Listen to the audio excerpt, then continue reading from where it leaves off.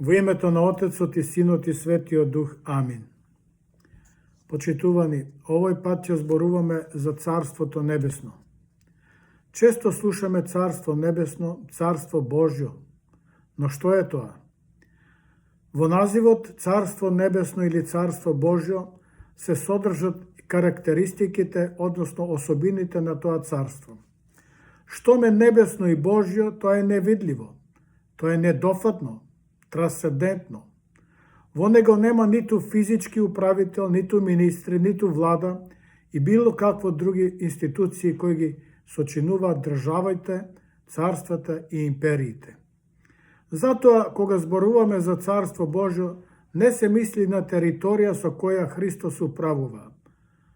Тоа е духовно царство, кое ќе настапи во вечниот живот, во животот после телесната смрт и ќе трае вечно. Како што вели Ајнштајн, тоа не може научно да се објасни, затоа што не спаѓа во областа на науката, туку во областа на верата. Царството Небесно го означува начинот на Божјото управување или стил на раководење во задгробниот живот на само нему својствен начин. Но за да веруваме во постоењето на Царството Небесно, најпрво треба да веруваме дека Бог постои, да веруваме дека Он е наш Создател, да веруваме дека постои душа и дека со телесната смрт душата на човекот не умира, туку таа се враќа кај својот Создател Бог. Тоа се основните параметри за верување во постоењето на Царството Небесно. Царството Небесно во Стариот Завет. Верувањето во Царството Небесно во Стариот Завет постои одамна. Разликата е во тоа што Царството Божјо пред Христа било сваќано во поинаков концепт, како политичко и физичко. Во Стариот Завет ова верување се фокусирало на два главни аспекти. Прво, Бог како цар на се. Стариот Завет силно нагласува дека Бог е суверен владател на целата вселена и на сите народи. И вториот аспект е верување во доаѓањето на Месијанско царство. Пророците пророкувале за едно земно царство во кое Бог преку Месијата ќе владее со правда, мир и праведност, а центарот на тоа царство ќе биде во Ерусалим. Царството Божјо честопати се поврзувало со националното ослободување на Израел и политичко воспоставување на Божјото владење на земјата. Но како и да е, старозаветните пророштва се темел на кој се надградува и се надоврзува учењето за Царството Божјо во Новиот Завет. За Царството Божјо во Новиот Завет. За разлика од старозаветното сваќање, во Новиот Завет Господ Исус Христос го открива Царството Божјо, но во поинакво светло. Првенствено со духовно владење во срцата на луѓето, кое веќе е присутно, но кое во полнота ќе се оствари во вечноста. Во Новиот Завет Христос поставува нови правила и нови закони. Наместо старозаветниот закон око за око, зап за зап или љубов само кон ближните, Он сега, како основно начело, ја поставува љубовта кон сите, па дури и кон непријателите. Христос вели: Јас пак ви велам, љубете ги непријателите своји, благословувајте ги оние што ве колнат, правете им добро на оние што ве мразат и молете се за оние што ве навредуваат.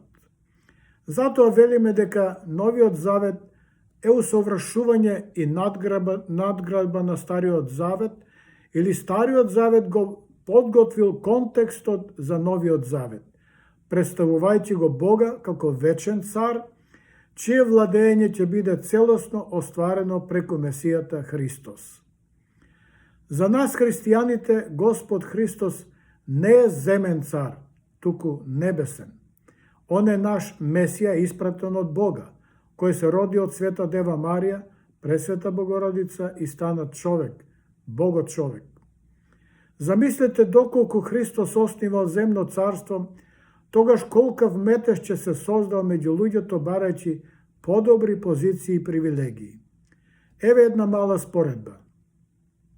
Бидејќи мајката на Заведеевите браќа верувала дека Христос ќе оснива земно царство, таа побарала позиција за незините синови. Христос ја одговорил: не знаете што барате. Седењето од мојата десна или лева страна зависи од мојот Отец. Но барањето на нивната мајка предизвикало реакции и кај другите апостоли. Христовото царство не е од овој свет, запишал свети евангелист Јован. Всушност, вака му одговорил Христос и на Понтиј Пилат кога тој му се подсмевал. Но Понтиј Пилат преку понижувањето на Христа открива дека он е вистинскиот цар на неговото вистинско Божјо царство. На почетокот од светата литургија свештеникот гласно вели: благословено е царството на Отца и Сина и Светиот Дух, постојано сега и секогаш и во вечни векови. Амин. Ова е свечениот возглас за почеток на светата литургија во православната црква. Со овој возглас, верните заедно со свештеникот најпрво ја слават Светата Тројца, Отецот, Синот и Светиот Дух, прогласувајќи го истовремено присуството на Царството Божјо меѓу нас, кое ќе трае вечно. Овие зборови исто така го означуваат и откривањето на верата во Троичниот Бог, Отецот, Синот и Светиот Дух. Уште овој возглас кажува дека намерата на литургијата е да ги воведе верните во Божјото царство кое започнува со Христовото доаѓање на земјата. Светиот Јован Златус го поставува прашањето: што е царството Божјо? А потоа самиот одговара: тоа е Христовото доаѓање. Господ Христос дојде да не спаси, да разговара со нас, да не упати кон царството Божјо.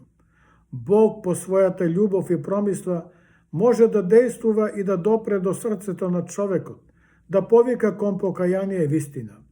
Он вели: и јас ќе им дадам живот вечен и никогаш нема да загинат, и никој нема да ги отме од мојата рака. Јован 10. На друго место е запишано: јас дојдов за да имаат живот вечен и да го имаат во изобилие. Јован 10:11.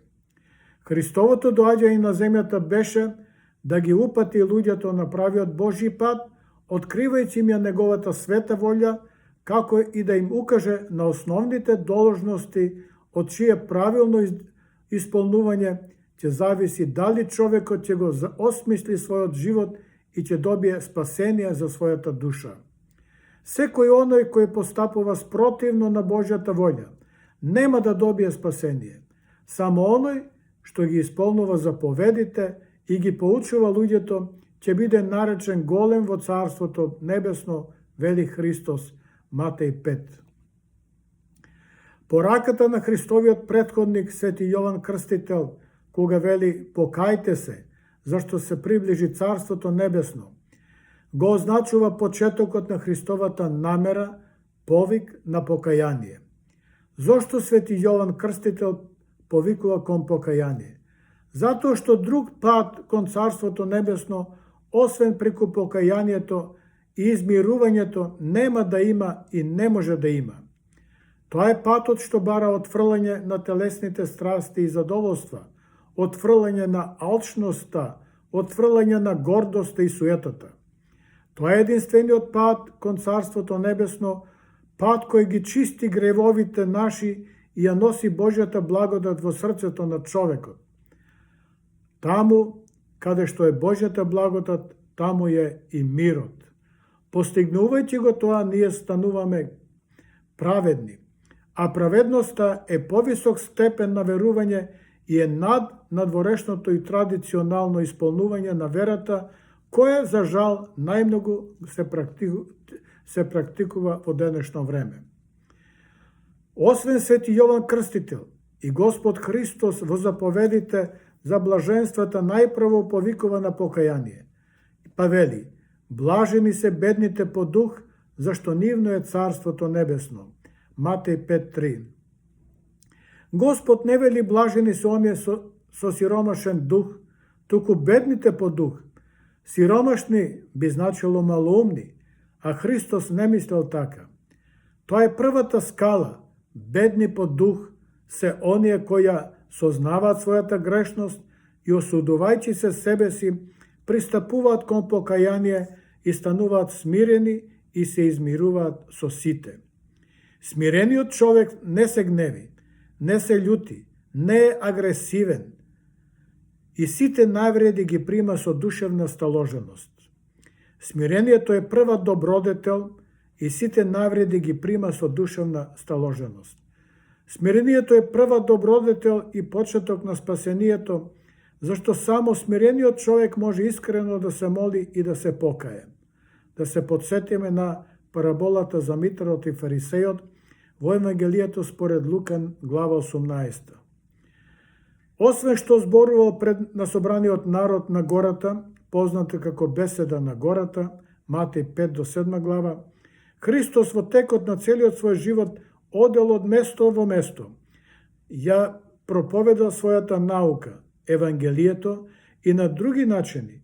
Он зборувал, беседал во синагогите, разговара со поедини лица, многу пати ги објаснува возвишените вистини преку примери од секојдневниот живот, со приказни и параболи, а одговорал и на прашањата поставувани од поедини личности.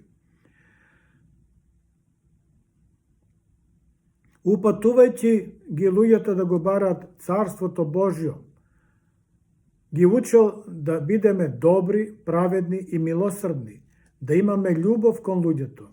Тоа е најсигурната гаранција за наследување на Царството Божјо. Христос вели, најпрво барајте го Царството Небесно и неговата благодат и се ќе биде ваше. Оти не секој што ми вели Господи, Господи, ќе влезе во Царството Небесно, туку оној што ја исполнува волјата на мојот Отец кој е на небесата. После Христа, црквата е најголем гласноговорник на Христовото Евангелие. Таа го продолжува Христовото дело се до денес. Затоа во православното учење црквата се нарекува Царство Небесно на земјата. Со неа раководи Светиот Дух, кој е даден на светот на празникот Духовден, со полна благодат и моќ. Јас ќе го помолам Отецот и Он ќе ви даде друг утешител за да биде со вас довека, Духот на вистината. Јован 14. Затоа велиме, црквата не е човечка измислица, туку Божја инсталација на земјата. Таа е основана на празникот Духовден. Незината крајна намера не е земна, туку божанска и вечна, и ги воведува верните во Царството Небесно. Како? Само преку исполнувањето на Божиот закон. Црквата е тело Христово и дело Негово за спасение на светот. Христос е полно присутен во својата црква, особено во светата литургија, во светата Евхаристија. Секој кој сака спасение, најпрво треба да влезе во црквата. Оти надвор од црквата нема спасение. Слушајќи ја црквата, ние го слушаме Божиот глас. Апостол Матеј запишал, а јас го примив од Господа она што ви го предадов, а тоа е дека Господ Христос, онаа ноќ, кога го предадоа, зеде леп и откако заблагодари, го прекрши и рече, земете, јадете, ова е моето тело, кое се крши за вас, правете го ова за мој спомен. По вечерата, исто така зеде чаша па рече, ова чаша е на новиот завет, во мојата крв, ова правете го кога ќе пиете за мој спомен. Оти кога ќе го јадете овој леп и кога ќе ја пиете оваа чаша, вие ја објавувате смртта на Господа, додека Он не дојде повторно. Затоа, оној што недостојно јаде од овој леп и недостојно пие од оваа чаша, односно кој недостојно се причестува, видовен ќе биде спрема телото и крвта на Господа. Царството Божие е внатре во вас. Фарисеите го прашале Христа, кога ќе дојде Царството Божие кое ти ни го проповедаш? Христос им одговорил, Царството Божие нема да дојде забележливо, ниту ќе кажат еве онде или ене онде, зашто Царството Божие е внатре во вас. Тоа не е на земјата, а не е ниту на небото. Царството Божие е во нашите срца, а тоа подразбира ослободување од секакво чувство на злоба, на гнев, на горделивост, суета, празноверие и осудување. Јазикот го говори тоа што го чувствуваме во срцето, оти јазикот е слуга на срцето. Христос нема да го оснива царството со сила, со војни, туку со љубов и добрини. Насилството ги оддалечува луѓето од Бога, но и од Царството Божјо. Никаква политичка идеја не може да се оправда насилството и убиството на луѓе. Ова е суштинска порака на Светото Писмо, но и на црквата. Тоа потврдува дека Царството Божјо има духовни димензии и е духовно царство, а не земно. Божјото присуство во нас е истовремено исполнување на душата со мир и љубов. Оти Бог е мир и Бог е љубов. Тоа е достижно само преку верата, љубовта, преку покајанието и хармонијата на умот и чувствата. Дали ќе успееме да ја создадеме духовната хармонија во нас, ќе зависи од самите нас. Затоа е речено, Царството Божјо е во вас, но под услов ако сме подготвени да појдеме по скалите на заповедите на блаженствата.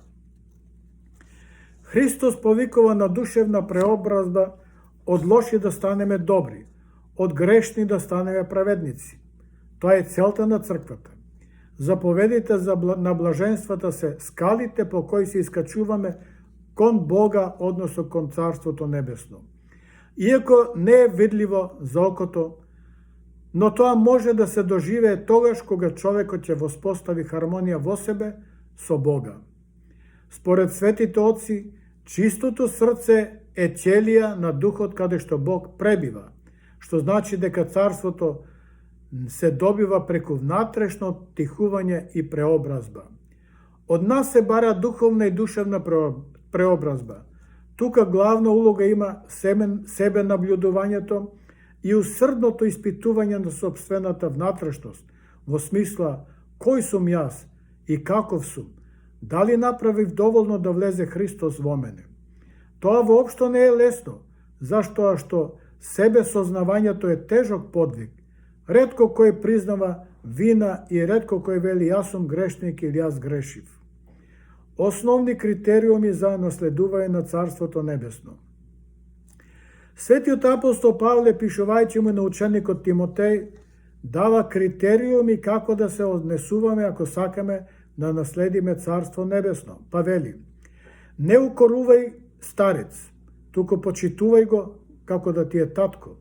Помладите пак како да ти се браќа, старите жени како да ти се мајки, младите како сестри и почитувај ги без соблазна и со секаква чистота.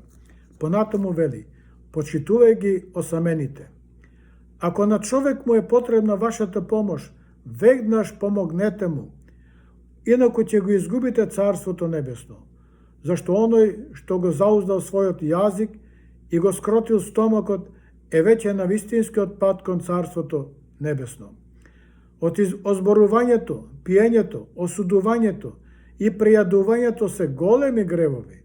Денес мнози на постот го изедначуваат со диета, но тоа е погрешно. Постот е дисциплина и послушност кон Бога. Едно е гладувањето, а друго е постењето. Царството Небесно мора да се бара во сите наши постапки, но и секаде. Без разлика каде се наоѓаме или каде живееме. Оти верата не е ограничена само за на едно место. Верата во Бога е и моралот си ги носиме постојано со себе. Кога јадете, мора да се сетите на гладните, вели Христос, на оние што имаат потреба, но и на немоćните. Преку помагањето вие си стекнувате богатство кое ќе ве однесе во Царството Небесно. На прв поглед ќе речеме тоа е лесно, но сепак е прилично тешко. Еве една мала споредба. Кога еден богат човек го праша Христа Какво добро треба да направам за да имам живот вечен? Христос најпрво му вели, пази ги заповедите. Тој одговорил, па јас тоа го правам од младини. Но кога побарал да биде совршен, Христос му вели, продај го имотот свој и раздели го на сиромаси и ќе имаш сокровиште на небото. Тогаш богатиот си отишол натажен, се вели во Евангелието, Матеј 19, Марко 18, Лука 10. Ќе прашате зошто? Затоа што не бил подготвен да направи таква жртва. Затоа велиме дека патот кон Царството Божјо е тесен и тежок, затоа што бара искрено покаяние, духовна борба против гревот и страстите, љубов кон Бога и љубов кон луѓето, но и големи одрекувања. Тоа е пат на духовна трансформација и духовно усовршување, каде што човекот се одрекува од земните наслади и страсти и суетата за да го прими Бога во срцето свое. Се додека човекот е приврзан за она што е земно, што е природно и смртно во овој свет, не може да влезе во Царството Небесно. Добар пример за ова е и Ева, која поради вкусувањето на убавото јаболко беше тргната од рајот. На крајот ќе речеме, Царството Божјо не е ништо друго, туку божествена реалност. Тоа е реалноста на Божјото присуство меѓу луѓето преку Христа и Светиот Дух, зашто Царството Божјо значи мир и радост и правда во Светиот Дух, вели апостолот Павле, Римјаните 14. Царството Божјо како духовна божествена реалност дадено ни е од Христа во црквата. За него има сведоштво во Светото Писмо, во одлуките на соборите, во каноните, но и светителите кои со живот посведочија за него.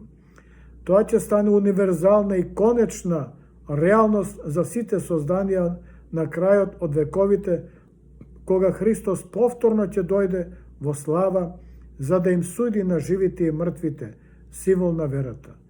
Така Бог ќе ги исполни сите нешта во себе преку Светиот Дух. За Бог да биде Бог на се и во се, вели апостолот Павле, 1 Коринтијаните 15.